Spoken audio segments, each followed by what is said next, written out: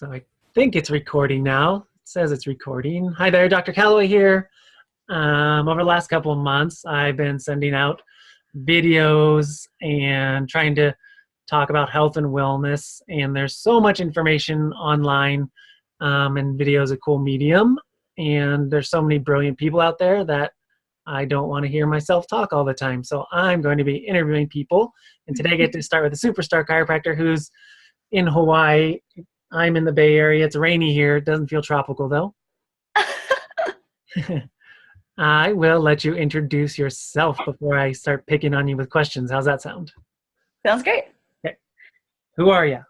Hello, I'm Dr. Charlene Poderoso. I am a upper cervical mobile chiropractor here in Hawaii. I recently graduated from Life Chiropractic College West. Before that, I studied biology at the University of California, Irvine, and I love what I do. I'm very blessed to be able to be called into my profession. Yay, that's good. How did you go from biology to chiropractic? The two and two just make so much sense. So to go into that, when I was 17, I got a job working for chiropractors. I was doing marketing for them. At the time, I thought that I wanted to be a dolphin trainer. That's awesome. Because I grew up in San Diego, so we have amazing shows at SeaWorld and whatnot. And I also was considering being a psychologist.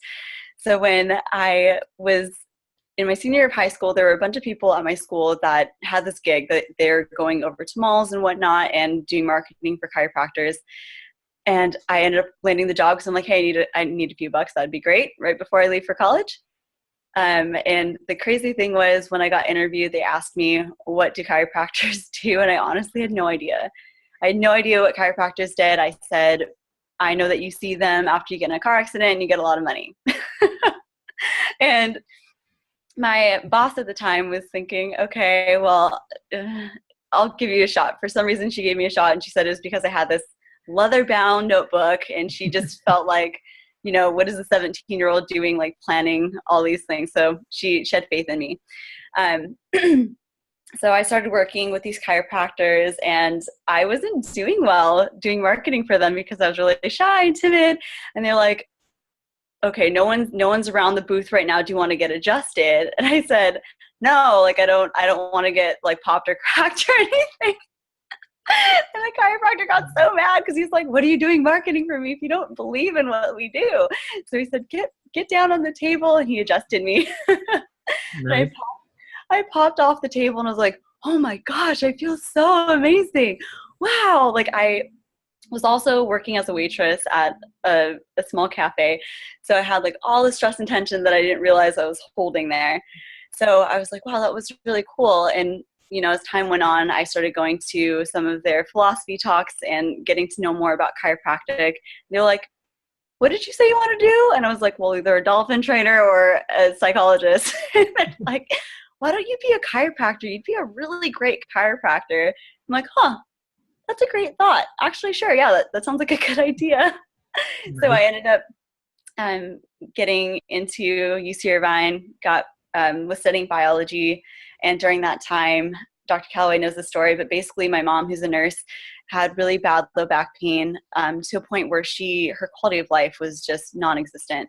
Like we couldn't even have normal conversations anymore because she was so angry and so stressed. She didn't know how she's going to be able to afford to take care of us because her pain was so bad, and she couldn't get up. Like just getting out of bed was excruciating for her. And that's when I realized that I was called to be a chiropractor, because when she went to her medical doctors, the first thing they said to her was, you're overweight. Like that's why you're having low back pain. And she just stared at them and said, how dare you? I can't even get out of bed, and you're saying that it's because of my weight? Like instead of looking at her as a real person, they immediately just judged her. They judged her for what she looked like. And they gave her pain medication, put her through physical therapy. I went to a couple physical therapy sessions with her, and that was like a whole other story. But basically none of that stuff worked for her. She even tried different injections to help with her pain, surgery. nothing helped. And I kept telling her, please go see a chiropractor. And she didn't want to do it. So I tricked her and I asked her to pick up my paycheck because I was still, commuting to and from Orange County to San Diego during the weekends to work this marketing gig. And she finally got to see my chiropractor. And that's when our whole life changed. And that's when I started having more conviction for my why I wanted to become a chiropractor. Because I saw how my mom's life just dramatically changed and she was able to start working again and walking the dogs around the lake and whatnot. So that's, long story short, that is exactly why I went to UC Irvine for my biology degree, because I was called to become a chiropractor. That's awesome. So where do you think, especially after that story with your mom, where do you think the direction of health and wellness is going in our country? I would like to believe that more people are becoming more aware of different ways to take care of their health. For example, when you go to Costco nowadays, or even to Target, you see more things that say gluten-free or more organic options, which is great, but that's still an outside-in approach.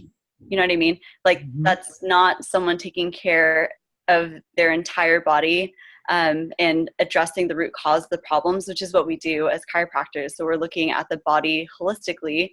And of course, nutrition is so important, but if your brain isn't communicating to the rest of your body, especially to your digestive system, the way it's supposed to, then is it kind of a waste, all those things that you're eating? Maybe, maybe not. I think so. That's interesting. So where you were in school, that area, it tended to, in my opinion, tend to be a little bit, people were more obese, and often I thought not as open to a inside out philosophy. How did you get over that hurdle, and how are you doing that now? Because you said outside in. I don't know if everyone that's listening to this will understand that. I'm sorry, can you repeat that? It was kind of cutting out a little bit. So can you explain to me more about what you meant by outside in? Because I know the area that you were practicing in before, they are more of a, they didn't understand that necessarily. Education level, things like that. So so for example, a lot of the networking events that I was attending in the Bay Area, there are a lot of people that call themselves health experts.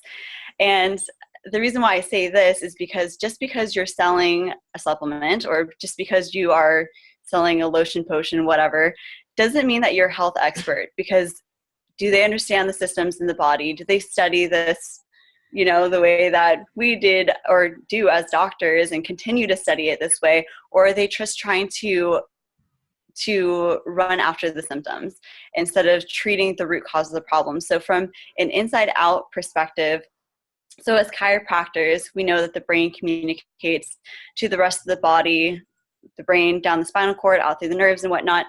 But if there's stress and tension on the nervous system, then that's going to prevent your body from being able to heal. It just makes sense, right? And, Dr. Zeno talks about this as well during his dinner talks, which I love. And it's basically the fact that what we do as chiropractors, that's just basic law, right? You put stress and tension on something, it's not going to work, right? You think about a hose or anything, electrical wiring, stuff like that. It's just not going to function well. Whereas for example, medicine, I believe that there's a time and place. Absolutely. I don't want to discredit medicine, and I never would. However, I feel as though people are looking for that quick fix. And so when they ingest something, so from the outside and putting it into your body, then how do you know what's going to happen? That actually right there is what is, it's a guessing game, because everybody's body is going to react so differently. So not knowing can be dangerous, and knowing too much, I think, can be dangerous. What, if you could define health simply, what would it be? If I could define health simply, it would be your body's ability to function and heal at its optimal level. That's awesome. So I understand what you mean, but other people may not. What does optimal level mean? So if you think about someone who eats really well, they exercise every day, and they look really healthy on the outside, but they're still having these issues, like they have digestive problems, or they're having headaches, or they're having all these other things. Is their body really functioning the way that it's supposed to? No, because they still have all these other symptoms that are warning signs from their body that something's not going right. So when you are functioning optimally, it's not just the lack of symptoms, because people have heart attacks and they think that they're fine the whole time because they don't have any symptoms before the heart attack, but it's just making sure that every single system in your body is just working the way it's supposed to, and it's healing the way it's supposed to. That's a good answer. So we're going to go a little bit deeper real quick. How does your belief system affect your health, and how do you think it affects your patient's health, and how do you think their belief system, congruent or not with yours, affects their health? Mm-hmm. So being Christian, I love when I'm able to have this conversation with my patients. But first and foremost, even as chiropractors, we talk about the body is beautifully and wonderfully made. It's perfect. It's made so perfect. And that's exactly how God designed us to be. The problem becomes when we are exposed to traumas, thoughts, toxins, so the three things that can put a lot of stress and tension on someone's nervous system, and that can create dysfunction within someone's body. So when people know, first and foremost, that for me as a doctor, I am not healing them. They already have the healing power within them. That is always the premise that I love to start with my patients, because I want them to know that I'm never going to take credit for what their body is doing. I'm simply just looking for those areas where it's not functioning correctly and where the bone's out of alignment, put it back in alignment and let your body go back to healing the way it's supposed to. So I think my patients really appreciate that, because I don't have an ego with it, right? Like, I'm not going to say like, oh, like, I know that you're going to get better after one adjustment. I don't know any of that, because your body is on its own time. Your healing time is completely different from one person to another. And that goes a lot with my faith, again, going with it's on God's timing. It's on God's timing, and he has the ability to heal you. Good answers. Thank you. Do you find yourself having a, we'll say, religious or spiritual conversation with your patients above and beyond chiropractic in the office? I do. Here in Hawaii, a lot of people actually are Christian, which makes the conversation really easy. And even the people that I may not know about their faith, I still start with that premise, no matter what. Like, I tell them that your body is made perfect, and God made your body perfect, and just thinking about all the different systems and how, gosh, it's just so amazing just seeing how like the body's put together.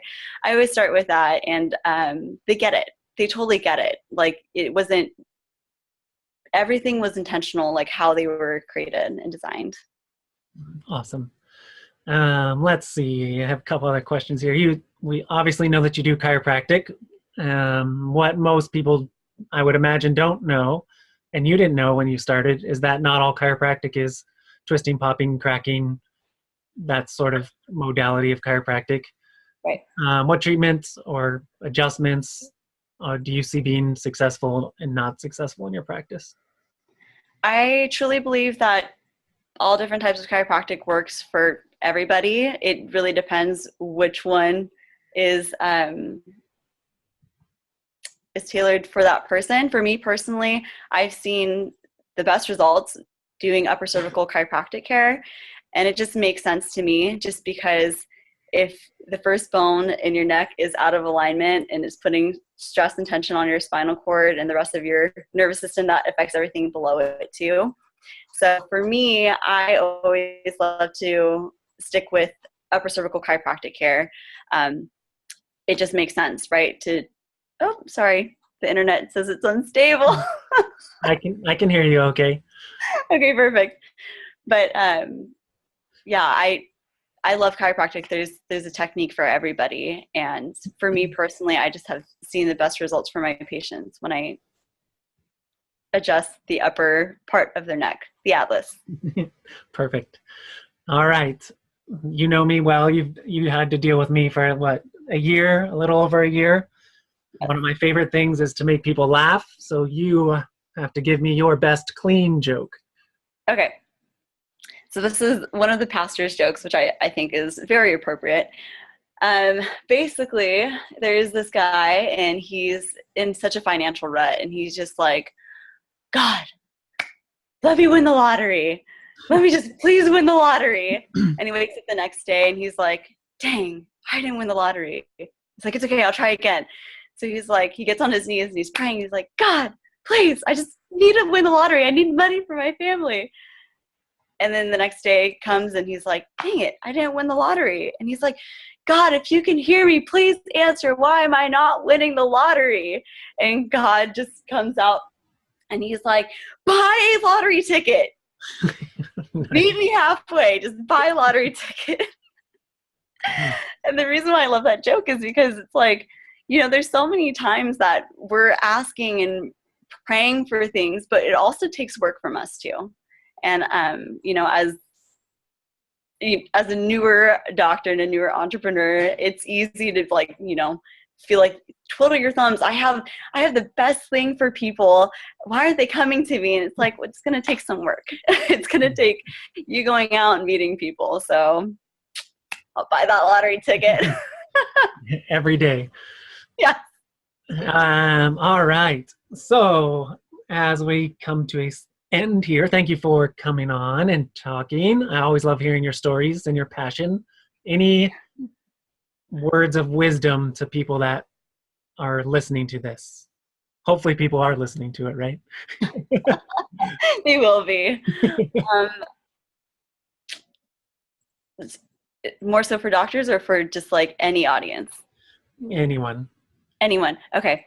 So number one, go get checked and adjusted by a chiropractor.